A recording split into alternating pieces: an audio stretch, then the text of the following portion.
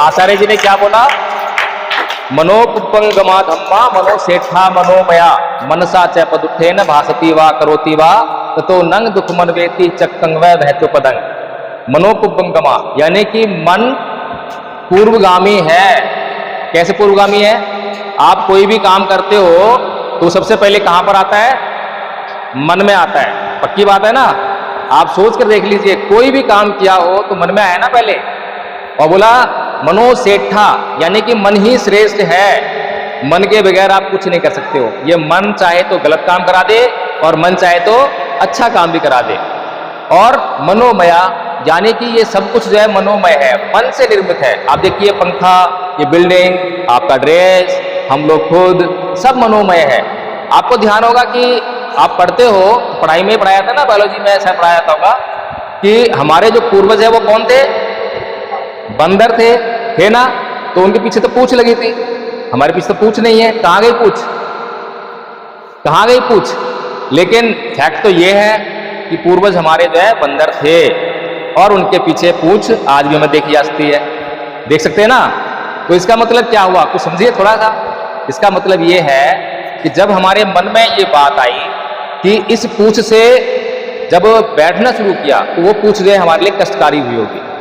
तो वो धीरे धीरे, मन ऐसा नहीं है कि अभी मन में आया, धारण हुआ और तुरंत ही उसका फल मिलने लगा। मन में जो चीज आती है उसके बाद आप जो है उस पर काम करने लगते हो। और मन में जो आएगा, आपका जो अपीयरेंस है, आपकी जो शकल सूरत है, वो भी आपके मन की ही देन है। अगर आपके मन में विकार होंगे, काम, क्रोध, मोह, लोभ, द्वेष, तृष्णा, ईर्ष्या, राग, जिसके मन में ये जितना अधिक होगा उसकी शकल देखना उतनी ही खराब दिखाई देगी। और ये विकार जितने कम होंगे उसकी शकल उतनी ही सुंदर होगी, सौम्य होगा।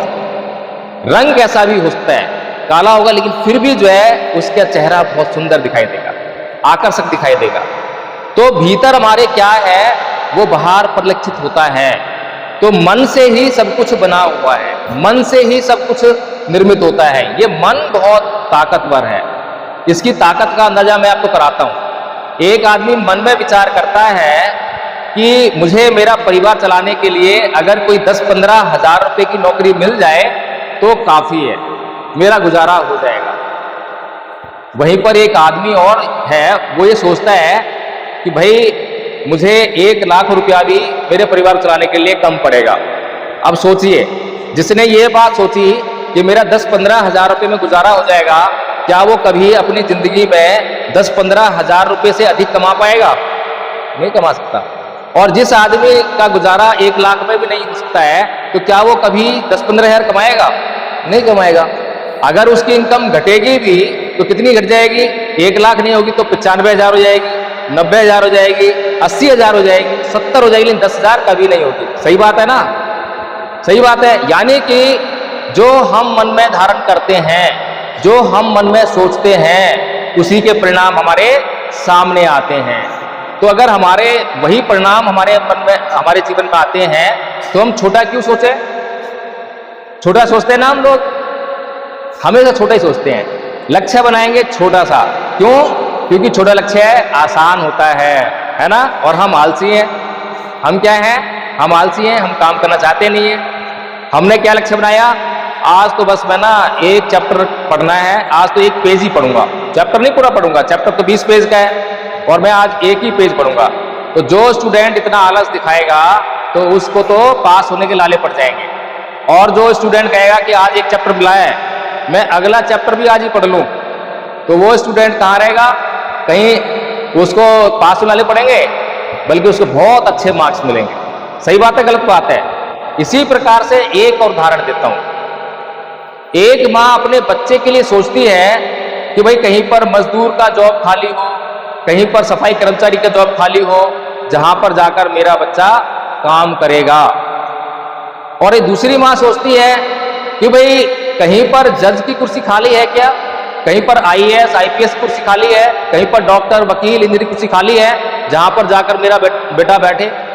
अब बताइए, जो माँ अपने बच्चे के लिए केवल चपरासी का, मजदूर का, सफाई कर्मचारी के सपना देख रही है, क्या उसका बच्चा कभी भी IAS IPS, डॉक्टर, वकील बन पाएगा? कभी कभी नहीं बन पाएगा, क्योंकि उसके मन में उससे अधिक विचार ही नहीं है। और जो माँ अपने बच्चे के लिए आईएएस, आईपीएस, डॉक्टर, इंजीनियर, वकील, जज का सपना देख रही है, क्या उसका बच्चा कभी सफाई कर्मचारी, मजदूर बन पाएगा? देखिए कितना बड़ा ताकत का है ना। अगर हमें ये चीज मालूम पड़ जाए और बचपन में मालूम पड़ जाए तो हम क्या कर सकते हैं और क्या नहीं कर सकते हैं, बहुत कुछ कर सकते हैं। तो अब ये जो गाथा आदरणीय आचार्य जी ने आपको बताई, इससे हमें क्या सीख मिलती है? क्या सीख मिलती है? कि हमें अपने जीवन में कभी भी छोटे लक्ष्य नहीं बनाने चाहिए। एक और महान पुरुष हुए भारत में, डॉक्टर भीमराव अंबेडकर। उन्होंने कहा लो एम इज क्राइम, छोटा लक्ष्य अपराध है। क्या है? अपराध है। इसीलिए उन्होंने अपनी पूरी जिंदगी कभी आराम नहीं किया। जब संविधान बना रहे थे तो वो डायबिटीज के मरीज हो चुके थे और उनके पैर में बहुत पीड़ा हुआ करती थी। तो अपने पैर में पीड़ा से बचने के लिए पंखे पर रस्सी लटकाकर और उसमें अपनी टांग फंसाकर जब वो संविधान का अध्ययन करके और उसका निर्माण करने का कार्य कर रहे थे। आपको शायद ये नहीं पता होगा। तो ऐसा क्यों कर पाए वो? क्योंकि उन्होंने अपने जीवन में महानतम लक्ष्य को निर्धारित किया।